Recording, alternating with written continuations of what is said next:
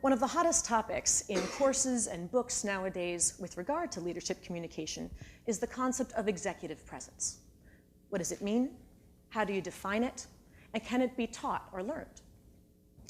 The Center for Talent Innovation identified 3 main pillars of executive presence: appearance, communication skills, and gravitas. And gravitas means things like, do your words have teeth? Are you able to make the tough decisions and stick with them? One of the missing pieces, when you think about what's integrated really between the lines of broad concepts like communication skills and gravitas, is vocal executive presence, as I call it. It's the missing link. How do you sound when you're making those tough decisions? Does your delivery reinforce your message and establish the image that you want, or does it undermine it? What happens if I'm trying to diffuse a tense situation and I say, okay, everybody, just calm down now, we need to reevaluate the situation? Well, at worst, I'm just adding fuel to the fire.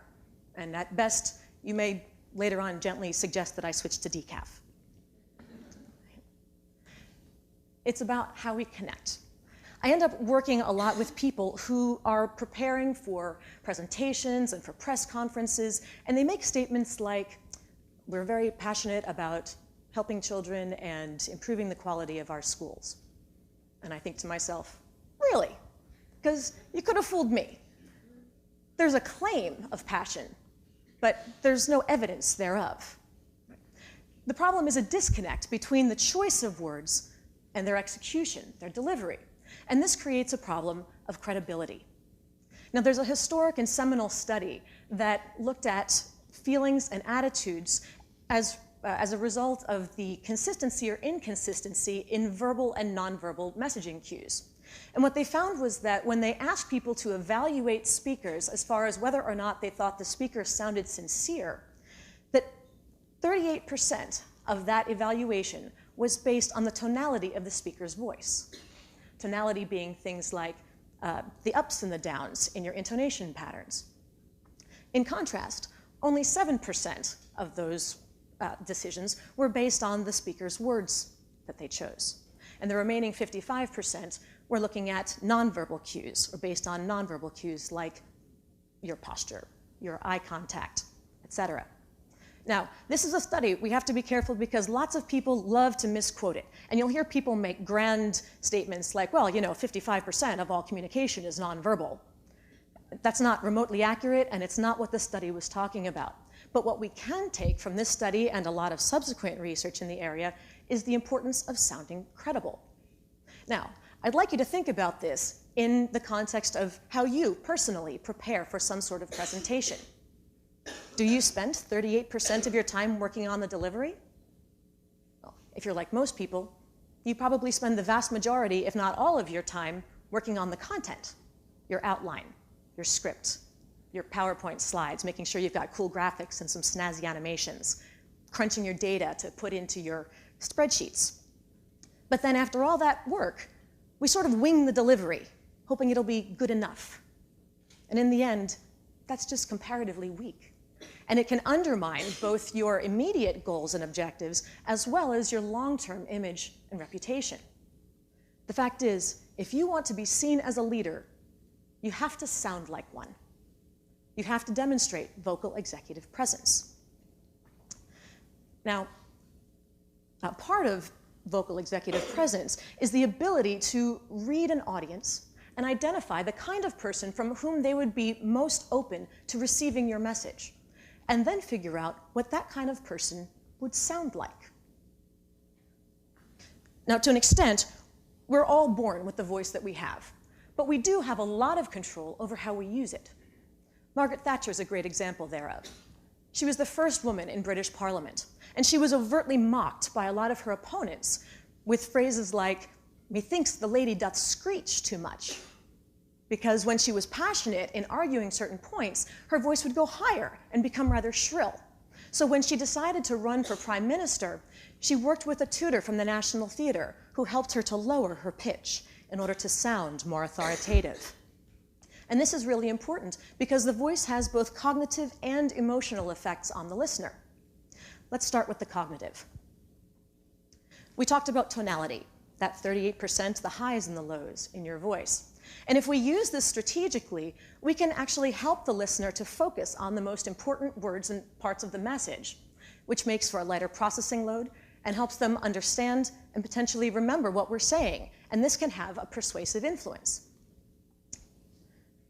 When we listen to speech, we process it in what are called tone units or chunks. And we start first by fixating on the intonation pattern and anchoring what we listen to where those highest peaks are. And then if necessary, we allow our imaginations to sort of fill in whatever's in those lower sound valleys. An example of this is in song lyrics. Now, we've all had the situation where we've been singing along to a favorite song, and suddenly we realize that, or perhaps somebody else not so gently points out, that we've been singing the words wrong. Have you ever been there? A lot of nodding. There's a classic song, What a Wonderful World by Louis Armstrong. I think everybody knows this one. And in it, there's a line that talks about the bright, blessed day and the dark, sacred night. But when I was a kid, I thought the line was, the bright, blessed day and the dogs say goodnight. Now, does this make any sense whatsoever? No. But I accepted it, in part because, first and foremost, it matches those intonation patterns, and it also matches at those pitch peaks, the vowels, the syllables that are up at the top. And then in the parts that were less salient, that were less emphasized in those pitch valleys, I let myself make up the rest. This also reflects why effective speakers, when they're speaking, will emphasize the most important words with higher pitch. Now, tonality, if we use it strategically, can have a good influence on our very first impressions in attempting to establish ourselves as leaders from the moment we meet somebody. It's really important, of course, to make a good, strong, memorable first impression. But this is difficult when a lot of people feel like they're not even good at remembering people's names. You ever feel like that? Well, I'm going to absolve you of about half of that blame. And that's because when most people introduce themselves to you, they pronounce their own names wrong. Okay, well, technically maybe not wrong, but they pronounce them in a way that uses a rhythm and an intonation pattern that does make it more difficult for you to understand what they're saying. And by the way, I absolve you of only half of that responsibility because the other half of the time, you're the one introducing yourself to somebody else. So if I want to know that I'm introducing myself and helping the listener to really understand my name, and by understanding, then they can hopefully remember it, and thereby remember me, I want to start by letting my voice go up like this on your first name, as if to say, I'm not finished yet. And then at the top, we'll have a little break, that little pause that will allow for a sound break to indicate a word boundary. And then on our last name, we want to go down. Let the pitch fall, as if to say, and now I'm done, like you're putting a little vocal period at the end. So instead of blurring your way through your introduction, like, hi, my name is Laura Sicola, and blah, blah, blah, I want to focus and help my listener to understand, and so I'll do my best to say to them, hi, my name is Laura Sicola. And you'll be amazed at the difference that strategic tonality can make, even in something this small. Now, of course, if we're haphazard in our use of intonation and putting it in the wrong place, we can have the exact opposite effect. We can distract the listener's attention from what's most important and make it harder for them to process what we're saying. And one of the most common and, in my opinion, annoying examples of this that's becoming more and more prevalent in society nowadays is a phenomenon called upspeak, otherwise known as uptalk, or more technically, high-rise terminal. And that's the pattern where people are talking and they keep adding these question-like tones at the ends of all of their phrases and sentences, you know, like they're implying a bunch of little okays and rights one after another, like there's some sort of deep-seated insecurity and pathological need for constant validation. You know? The problem with talking like that is that what ends up becoming emphasized is just whatever randomly falls at the end of the phrase. It doesn't help anyone to process what you're saying. And that monotonous lilting upswing time and again can be rather hypnotic. And so after a while, we don't really know if the audience is listening to anything we're saying, much less what. By the way, I should also point out that this is not just a Valley Girl kind of phenomenon like a lot of people seem to attribute it. More and more nowadays, this vocal crime against humanity is being perpetrated by men and women, old and young, highly educated and lesser educated. So congratulations, guys, you've closed the gender gap. Way to lead. So from there, one of the other issues is that when people, of course, hear upspeak, they tend to have a very negative and even visceral response. It's not only the antithesis of vocal authority, it's almost like the vocal equivalent of hair twirling, you know? So when people have that visceral response, this will bring us to now talk about the emotional effects of voice. Let's start by thinking about some people who have really distinct voices. We'll start with James Earl Jones, perhaps best known as the iconic voice of Darth Vader. Now, in my opinion, with that deep, rich bass voice that he has, he could read the ingredients off the back of a bottle of shampoo and it would sound like poetry.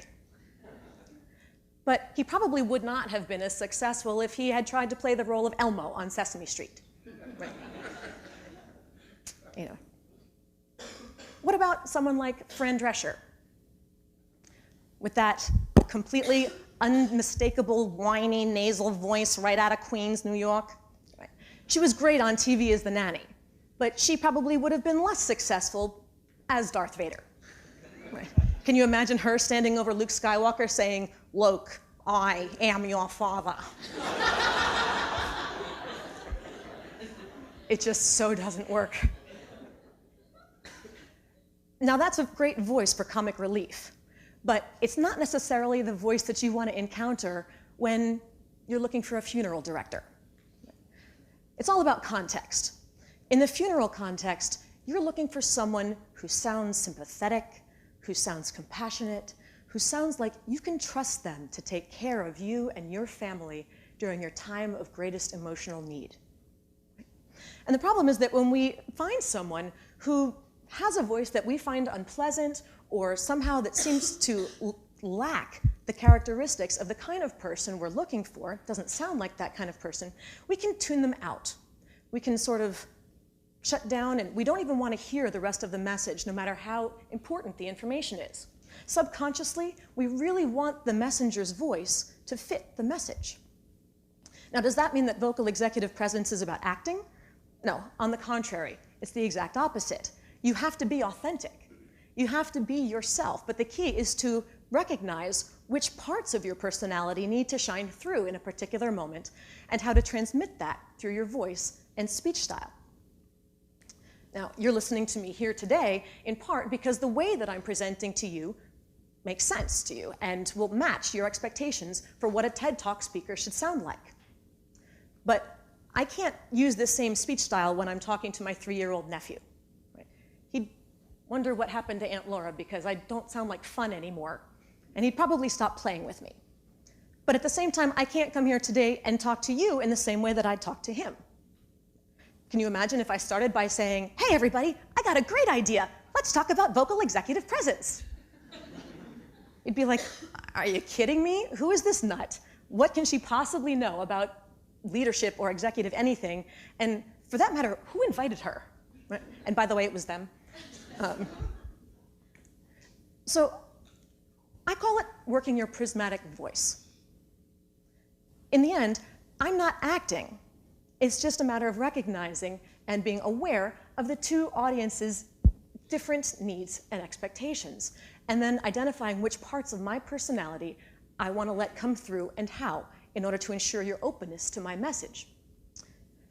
And with regard to the notion, the metaphor of the prismatic voice, in many ways, in the same way that white light will pass through a prism and break into all the colors of the rainbow that make up that white light, when the white light of your personality passes through the prism of some situational context, you need to look at all of the colors that are available, all the different parts of your personality, and decide which one you need to highlight in the moment and how, in order to be most effective and appropriate for that moment.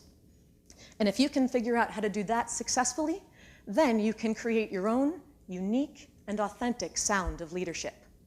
Thank you.